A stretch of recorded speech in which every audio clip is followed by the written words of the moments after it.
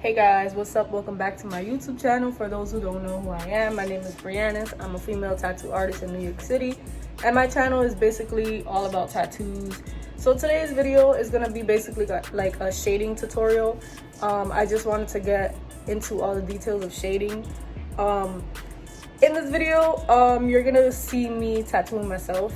I feel like that was the only way for me to actually get in depth of how to shade and the shading techniques that I use and what I use to shade and all that stuff.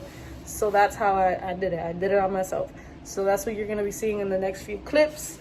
It is most a time lapse, but I have some parts talking in there, so try not to skip forward because you don't want to miss something that you might need advice on or techniques on. So yeah, watch that. Let me know what you think. All right guys, so I'm gonna show you how to properly put your stencil on.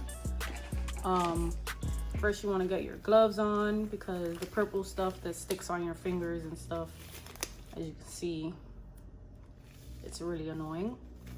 So put your gloves on so that way when you put your stencil, it doesn't stain your fingers and nails and stuff. So one, put your gloves on. I have my stencil already printed out, and I'm just gonna make sure that when I put it on my leg, which is where I want to put it, it doesn't really cover the other side of the tattoo that I have there. Pretty good. So before we put on the stencil, we want to make sure the skin is clean, shaved, and ready to put the stencil. So what I'm going to do is take napkins and water and green soap, distilled water, and spray it onto here, the napkin. You want to kind of soak the napkin, but not too much where it's dripping, just enough. And you're going to take your razor. So you go ahead, put it onto, woo, this is kind of cold. As you can see, I have some purple stuff coming off because I just applied the stencil for measurement. So you get it all lathered up and soaked, and you start to shave. Obviously, you're gonna try not to cut yourself or cut anyone else that you're about to tattoo, because when you have a cut, it's not as easy to tat over, and when it heals, it'll be just like a space. So just be careful when shaving. You want to make sure you get all the hairs out. So you want to have no area over here, just in case a part of the tattoo overlaps onto where there's hair. And then you can go back in, lather it up some more, clean it up, see what's missing. Probably won't be going back here, but just to be safe than sorry.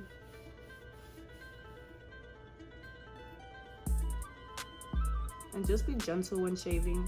You don't want to like scrape someone's skin off. I've done that before to myself. One time I was younger and I was being rushed to get out the shower, and it was actually the same leg too. I was being rushed to get out the shower, and I scraped the hell out of my leg. Like, I literally had a piece of skin hanging. That was the worst shaving day of my life.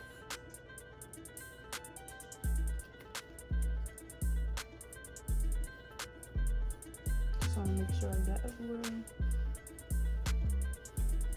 Double check.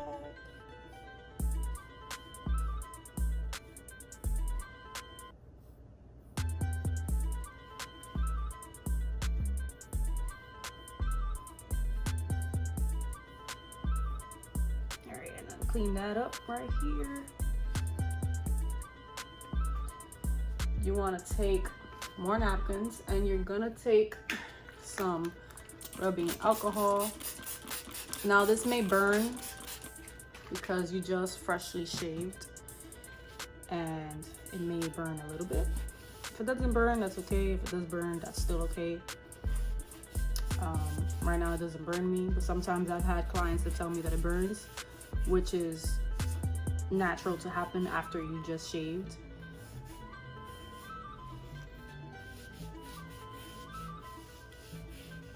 And you just basically want to clean the skin. See, now the burning just started. You want to clean the skin completely, take off any dirt, any residue from the stencil, and just make sure your leg is completely Your leg or any skin, look at this from my sock. Your leg or any place that you're shaving or that you're about to tattoo, just make sure that it's clean. Because when you're tattooing, you're penetrating the skin, and you don't want to tattoo with dirtiness on your leg. Even if you've showered, if you go out into the street, dirt lands on your leg. So before you tattoo, it's just like when you're about to get a shot at the doctor's office. Don't you see they clean the area where they're about to give you the needle? Because you can catch infections or get dirt in through there. So you just want to make sure the area you're about to tattoo is clean. So when the needle penetrates, you don't get none of that dirtiness going in there. You want the area to be completely clean. Now, to apply the stencil, you're gonna get your stencil stuff or whatever thing you use to stick on your stencil. And I like to apply mine onto my hand, my fingers. I usually start with a little, not too much. You don't wanna like OD. And then I just rub it on little by little. And I like to lather it up and just rub it in until it gets kind of like a tacky, sticky feeling. And it just makes the stencil stay on way perfect. Sometimes if you put it on and it's too oily, it might destroy your stencil and just make it like bleed out. And then I don't know, it's just harder to work with. I like a clean stencil.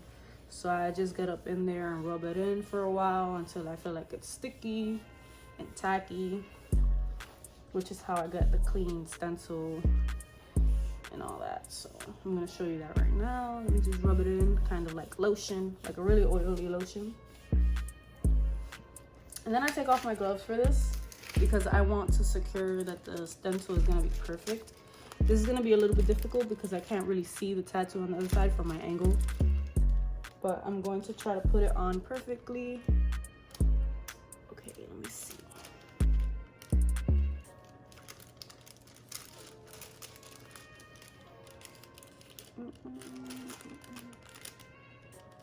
Gonna try here. Hopefully this comes out perfect because I don't want to have to print out the stencil once more time. Stick it on carefully. Hopefully this doesn't overlap it. I'm scared.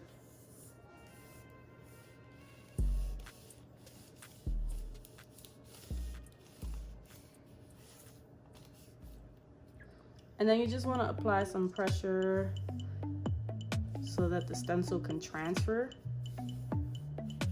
See, if my stencil stuff would have been too much, like too moist on my leg and not sticky or tacky, all of these little lines would have been bleeding out right now. So to get the perfect stencil, you want to put just enough where it's going to transfer exactly how you need it to. And if anything just transferred up onto the tattoo that I already have, I'll just not tattoo over the tattoo that I have, which makes common sense. It'll basically be under.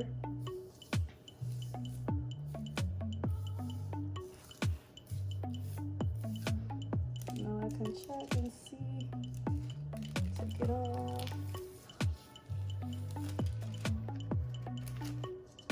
Check. Pretty good here, except for the arrow right there is on top of the other tattoo I have, but that's okay. And this part is pretty good right here. Check this side. This kind of went over, but that's okay. All right, I think it's pretty good. Now for parts like these that didn't really transfer, I'm gonna go ahead with a Sharpie. Always choose a Sharpie that's a bright color. Nothing like yellow unless you're, you know, sketching out for a freehand and stuff like that. But usually you already have your stencil, you just want to fill in whatever didn't come in. Use like a red, purple, or a blue. My favorite is red. I don't know why. But I'll just go in and draw in whatever didn't come through on the stencil. Right here is a little point. Over here is her hair.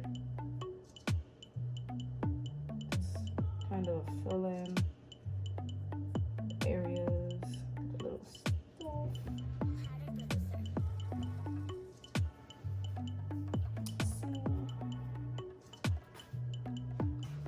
pretty much everything's good. This is what you want your stencil to look like after applying it. You don't want to have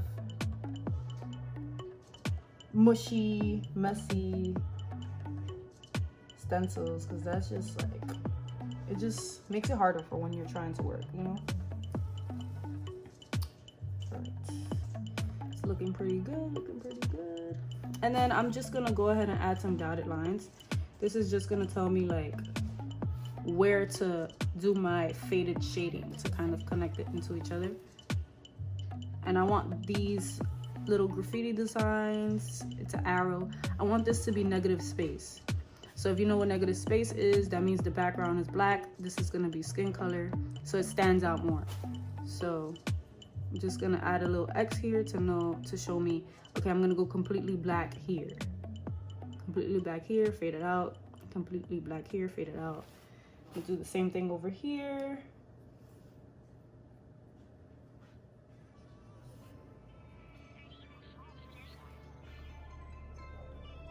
All right, so now I'm ready and good to go. If you do this on a client, after you're done, you're gonna go and tell them to take a look in the mirror, and that's so that they can just make sure that it's good before you do the tattoo, because obviously tattoos are permanent, there's no going back from it.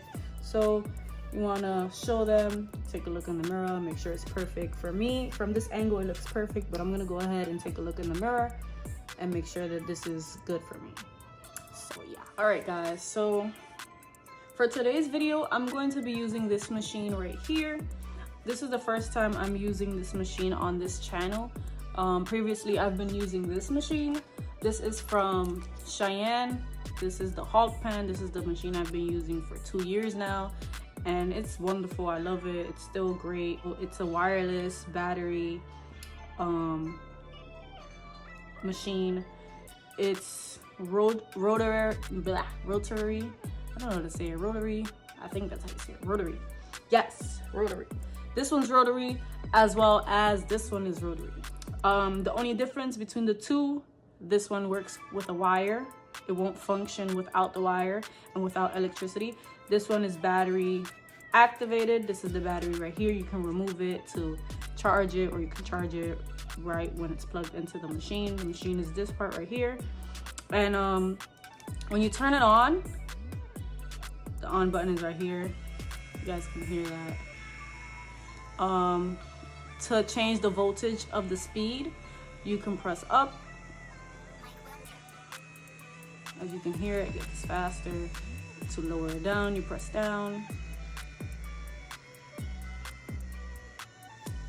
And then you can turn it off easily. You charge it right here, right there. It's a little charging port for like Androids and stuff like that. So it's really convenient, really cool. The battery lasts a while, like a while. So you don't have to worry about it dying while you're doing the big piece. With this one, like I said, you need a wire, plug it into an outlet, and you need a power supply as well. So you plug it into the power supply needs to be plugged into the outlet. So it's also rotary. I don't know how to say it. Y'all know what I'm saying. And pretty much does the same thing. With this one, to make the needle shorter or longer, you know, rotate it. And as well with this one, you do the same thing. So it's basically the same thing. The only difference, like I said, this one takes a wire, this one's battery. This one's also a little bit thicker than this one. This one feels more like if I'm using a marker. This one actually feels like I'm using a thick tattoo machine. So we're gonna use this one today. I've used it previously, I love it. I've used this one previously, I love it just as much. So I'm gonna go ahead and use this one. This is the first time I'm actually using it on myself. Like I said, first time using it on this channel and first time doing it on myself. So I already have my little station set up. On my previous video, it's I believe it's called, I don't know. I will post a picture of the video that I'm talking about. In that video, you will see how I set up my stations. All the supplies, everything I use to set up the machine, set up the desk, and prepare the inks and all that stuff. that's on that video, so you can check that out. We're gonna get just right into doing the tattoo. I'm gonna explain the shading technique that I'll be using. I'm gonna explain why I'm using it, what needle I'm using, and everything. So you guys make sure you want to watch this video completely. Try not to skip forward on anything, because you can possibly need some information that I may have for you. And if you skip forward, you might not be able to know what I'm talking about. So try to watch it as thorough as possible. It might be a little long, but it's definitely worth it if you're a learning tattoo artist, you're in the making, want to learn new techniques, want to know what needles you should use for certain pieces and for certain colors and stuff like that. So definitely watch this. This piece is gonna have black and gray realism in the face and the chest right here. I will be doing a bold outline right here on the outer parts. The graffiti arrows, I will leave negative space. How I mentioned before, I will be shading the background to fade out, to fill it in, make it more of a leg sleeve. And I will be adding minimal color, and I hope you guys like this video. So first things first, you want to have your reference image in front of you to do realistic black and gray. You always want to use realistic pictures of a person or a character, you know, a building, anything that you're doing, an animal. You want to have a realistic picture of it. You're going to do it in black and gray, so that means if the picture is in color, you're going to change the color into black and gray. For the piece that I'm doing today, I used a picture of a random girl. Don't really know who she is, but that's cool, because, you know, this is just for the art. Doesn't really matter. And then I go ahead, change my picture to black and gray. So I'm focusing on her face. In the picture that I used for this, you can rarely see her neck. So I added my own neck, obviously to go with the flow of her head. You don't want to add like a super skinny neck, and it looks like a bobblehead. So for the neck, I will kind of be freehanding it. Necks are not that hard to do, you know, make it a little realistic. But for faces, you want it to get as realistic as possible. So I am in this angle, seeing it this angle. So I will also flip the image that I'm using to be in that position. So that way when I'm looking at it, I don't have to turn my head or do any of that. And it's easier for me to just look and tap, look and tap, look and tap. So we're gonna start down here, this area right here. Now, before we start, obviously, gloves. Never tattoo without gloves. If you're tattooing without gloves, you're dirty.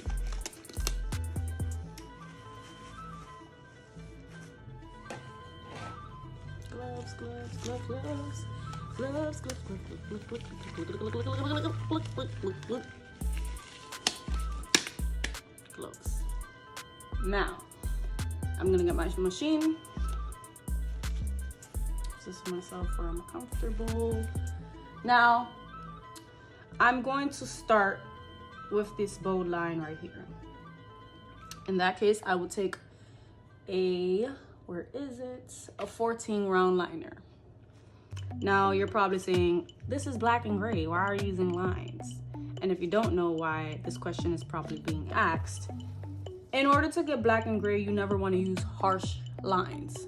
Harsh lines take away the realistic feature from the tattoo. However, what I'm doing, what I'm designing, I want to have the bold lines out there, because eventually I will be taking black and just shading it out. And I kind of want this line to be straight. So I'm gonna take this 14 round liner, open it up. Your needles should always be brand new out the pack. If it's open, if someone's about to tattoo you and it's open, it doesn't come out this pack, you don't see them rip it open, ask them to use a needle where they can see you open it. Because if it doesn't come out a brand new pack like this, where they have to rip it open, it could mean they've used it on someone else, and that's unsanitary as fuck. So always make sure your needles are brand new. Never reuse anything, always dispose of it. Everything you use should be disposed of. Now I'm going to turn on my machine. You hear that? Now my speed is at 8. I want to bring that up to the pink area, which is 9. 9 is pretty good for like lining and stuff like that. Whew, I haven't tattooed myself in so long, so I'm hoping this is pretty good. Now I'm gonna take solid black and I'm going to, woo, I'm nervous, y'all.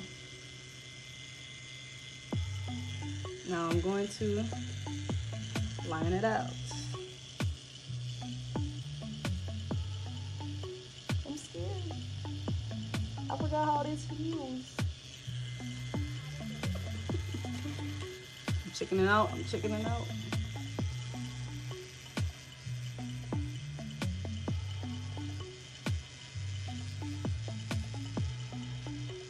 There's no going back after this. I'm kind of going in slow because I really am kind of nervous. I don't want to hurt myself too much.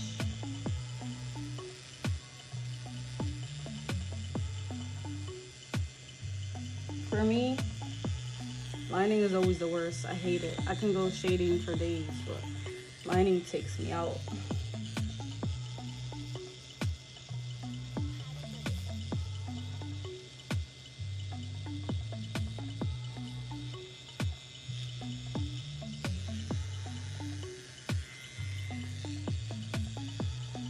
I hope you guys can see well, because I can't really see well.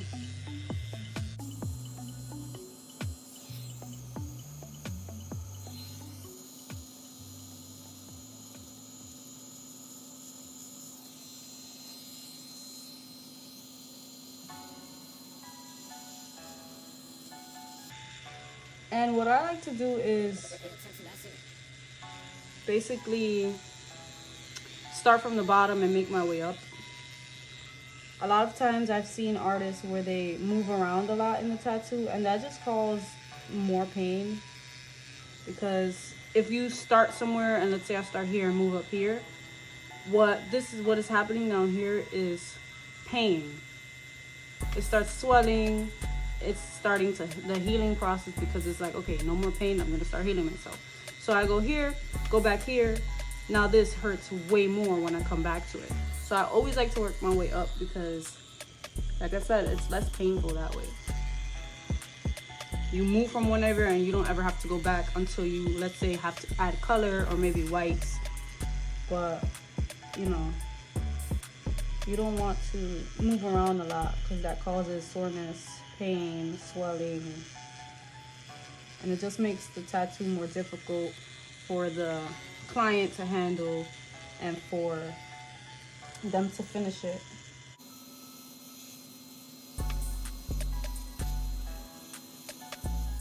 And I'm also not going too deep, because I don't want my lines to be a blowout. If you don't know what a blowout is, that's when you go too deep and it causes the line to have like a shadow behind it, because the ink spreads out inside your skin when you go too deep. Yeah, I can Google some pictures of what a blowout looks like.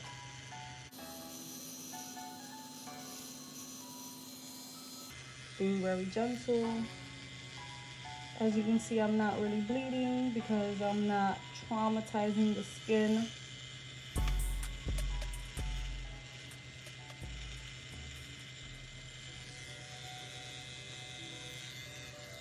Although I'm tattooing myself, I'm not trying to be too gentle, because if I don't put the ink into my skin correctly, what will happen is when it heals, the line can fade and we'll need a touch up and stuff like that. But again, I'm not trying to cause any trauma, but I'm also trying to get it in properly. I mean, it's not that easy from this angle that I'm in. So once the line is already there, it doesn't hurt me as much. It's usually the part of breaking into the skin that's intense for me. And as you can see, the line looks pretty bold and pretty good there.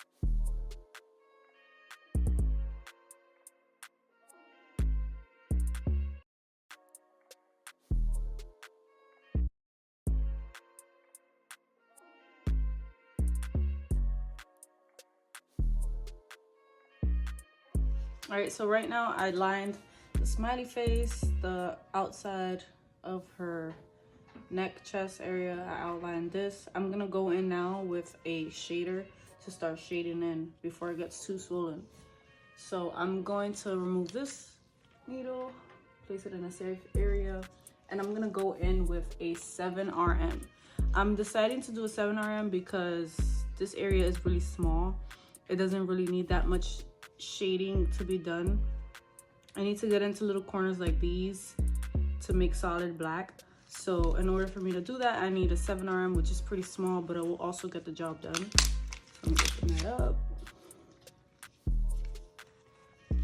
And then I will also bring down the speed of the machine. So let me turn it on. I'm gonna bring it down to the 7, which is the orange.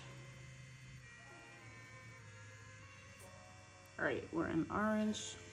I'm also gonna rotate it, bring down the needle into the machine shorter so that I'm not creating damage onto the skin. I usually like to have it a little bit out so I can see what I'm doing, but about this length or a little bit shorter is pretty good so you don't damage or cause trauma to the skin. And then you just get your ink. I'm going to be starting with my ink cup has 10 drops of black, and the rest is distilled water. So I'm gonna go in with that. I will go back and forth with dark black, with solid black, and then 10 drops, and then I will go to 5 drops, and then the last cup I have is 2 drops. So that's how I will get my gradient to look more smooth. But I'm gonna start with 10 drops in my cup, and then go in shading.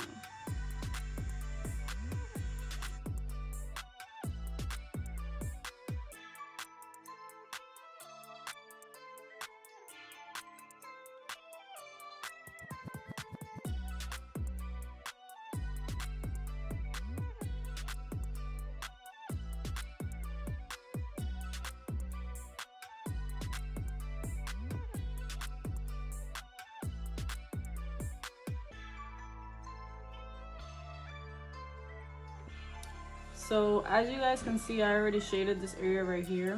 Right here, it's solid black fading into my skin. I'm gonna just explain how that's done.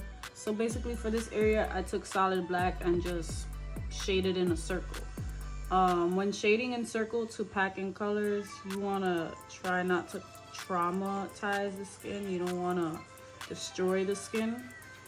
And then once you get here, you wanna just fade it out. You're gonna use the same solid black, fade it out, fade it out, fade it out. And when fading out, you're gonna do this effect. You wanna put it in and take it out, put it in and take it out. Put it into the skin and brush it out. After you shade that with the solid black, you're gonna go in with your second to lightest. And you're gonna keep fading it. So you can have that ombre effect look.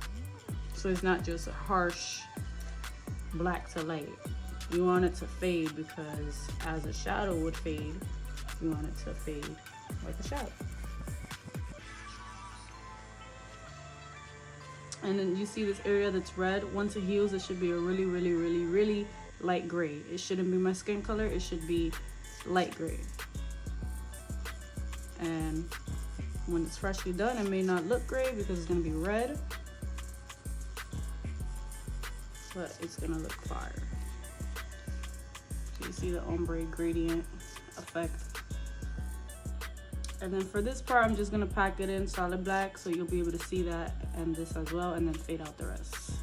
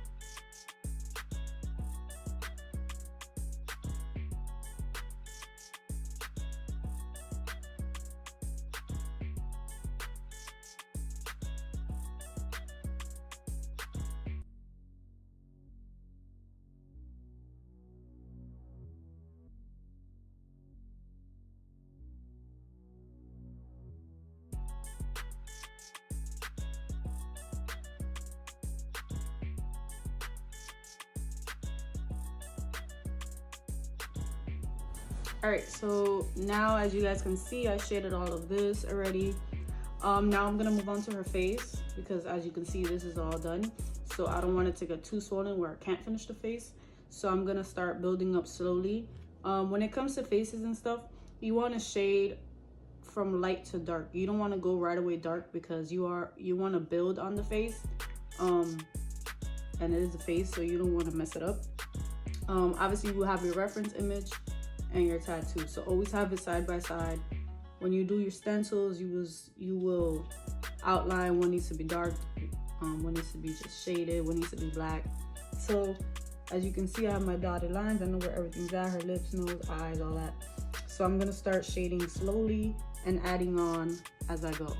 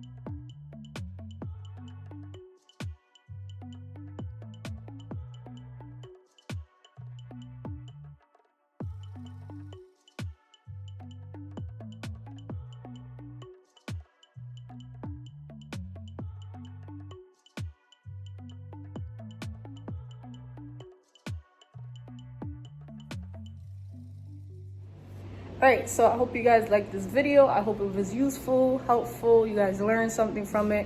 I'm gonna be doing a lot more tutorials soon, so if you want something specifically to learn, something that I should specifically do a tutorial on, you should comment that down below. Let me know what you want me to teach you. Again, I only have 2 years tattooing, so I'm not the best at what I do, but I can still help you, give you some advice, some pointers, and give you some tutorials on what you want to know. So I hope you like this video. If you like this video, give it a thumbs up. Make sure to like it, comment, and subscribe to this channel for more tutorials, more daily vlogs, and all this good stuff. So I'll see y'all.